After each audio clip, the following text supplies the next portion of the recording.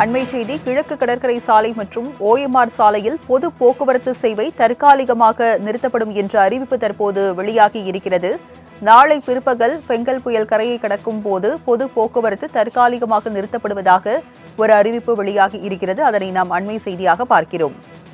நாளை பிற்பகல் ஃபெங்கல் புயல் கரையை கடக்க உள்ள நிலையில் பொதுமக்கள் அனைவரும் அத்தியாவசிய தேவை தவிர இதர பணிகளுக்காக வெளியில் வருவதை கண்டிப்பாக தவிர்க்க வேண்டும் என்றும் அறிவுறுத்தப்படுகிறது. வெளியில் வருவதை கண்டிப்பாக தவிர்த்து பாதுகாப்பாக வீடுகளில் இருக்குமாறும் அறிவுறுத்தப்படுகிறது. அதனை அண்மை செய்தியாக பார்க்கிறோம். விவரங்களை செய்தியாளர் செலினா வழங்க கேட்கலாம். செலினா, தமிழ்நாடு மாநில பேரிடர் மேலாண்மை ஆணையம் என்ன அறிவிப்பு வெளியிட்டிருக்கிறது? விவரங்கள் என்ன?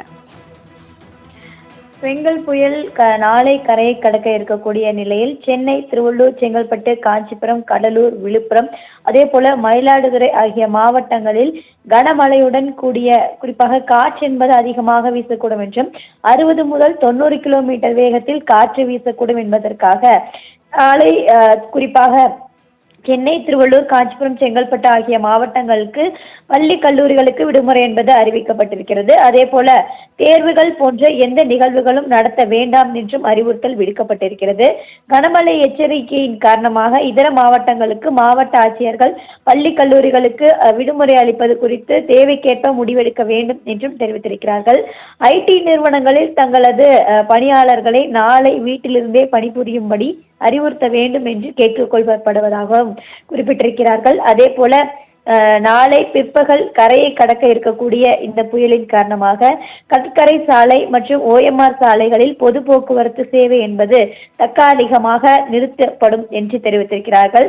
அதே போல நாளை புயல் கரையை கடக்கும் பொழுது பொதுமக்கள் இந்த பொது இடங்களுக்கு செல்லக்கூடாது என்றும் பொதுமக்கள் அனைவரும் அத்தியாவசிய தேவைகளை தவிர இதர பணிகளுக்கு வெளியே வருவதை கண்டிப்பாக தவிர்க்க வேண்டும் என்றும் வீடுகளில் இருக்க வேண்டும் என்றும் அறிவுறுத்தல் விடுக்கப்பட்டிருக்கிறது.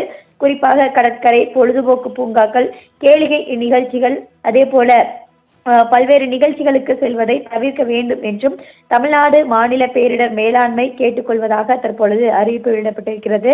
அதே போல அரசின் அனைத்து பேரிடர் தடுப்பு நடவடிக்கைகளுக்கும் முழு ஒத்துழைப்பு நல்க வேண்டும் என்றும் கேட்டுக்கொள்வதாக பேரிடர் மேலாண்மை துறை சார்பாக தெரிவித்திருக்கிறார்கள். பொதுமக்கள் தேவையில்லாமல் வெளியே வரக்கூடாது என்றும் கடற்கரை சாலைகள் மற்றும் OMR சாலை பொது போக்குவரத்து நிறுத்தப்படும் என்றும் தெரிவித்திருக்கப்பட்டிருக்கிறது. விவரங்களை வழங்கியதற்கு நன்றி செலினா.